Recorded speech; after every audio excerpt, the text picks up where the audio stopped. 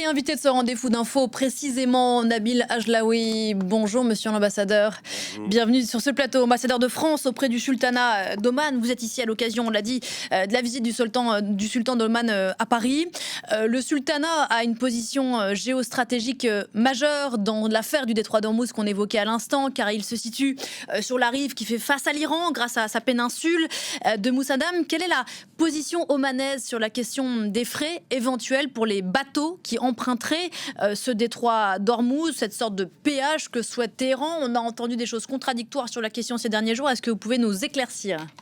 Merci de votre invitation et merci d'avoir rappelé que le sultanat d'Oman est un pays qui partage avec l'Iran les eaux du détroit d'Ormuz. Donc le détroit d'Ormuz n'est pas une propriété iranienne, il s'agit d'un passage maritime international et les eaux du détroit sont aussi sur le sultanat d'Oman.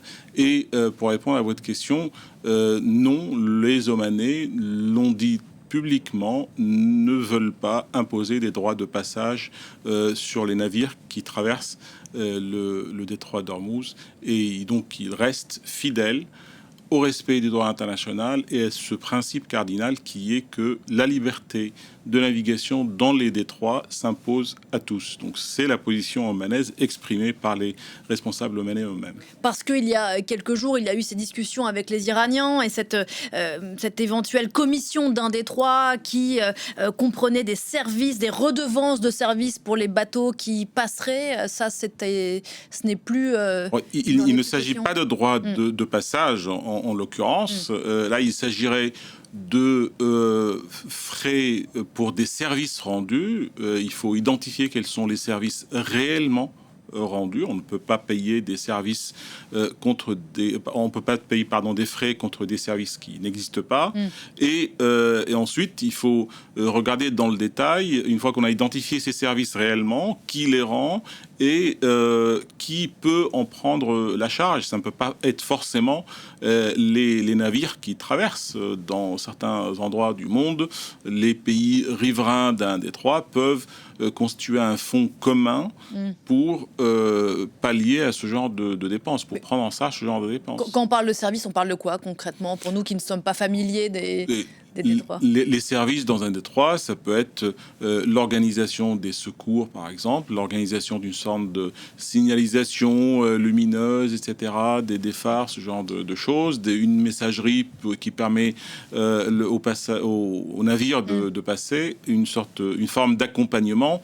Est-ce que tout cela existe au détroit d'Ormuz?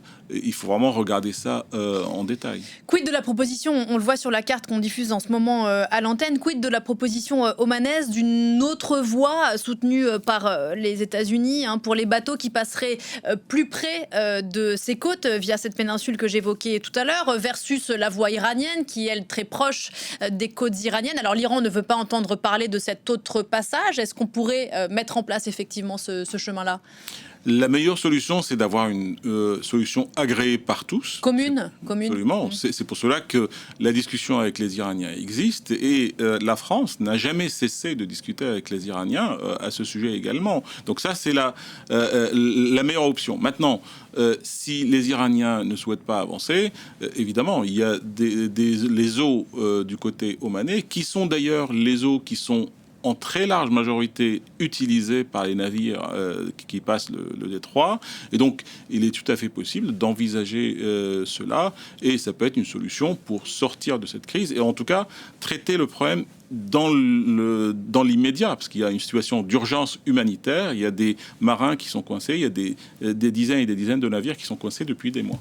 Encore un mot, Oman, qui pourtant médiateur entre les États-Unis et l'Iran, a subi la guerre des drones de Téhéran, même si de façon moins intense que d'autres pays du Golfe. Comment est-ce qu'Oman est sorti de ce conflit avec une sorte de sentiment de désillusion ?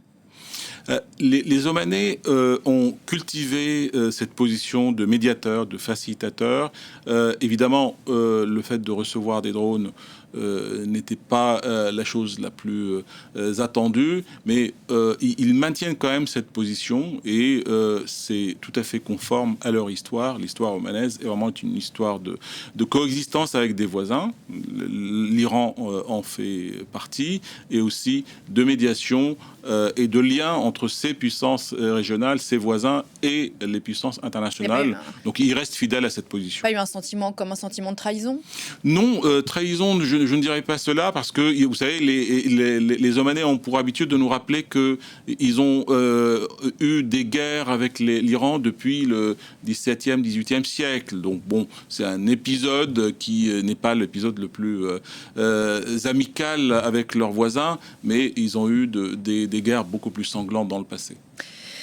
Le ministre des Affaires étrangères omanais a appelé ces derniers jours, maintenant que la guerre est finie, mais on en a parlé, les négociations vont être encore très longues entre États-Unis et Iran. Il a appelé à une nouvelle architecture de sécurité dans la région, incluant l'Iran. Donc, quelle place Oman peut occuper? Vous l'avez évoqué à l'instant, Oman est fidèle à sa position de médiateur, mais comment est-ce que Oman se représente cette région que la guerre a quand même largement reconfigurée?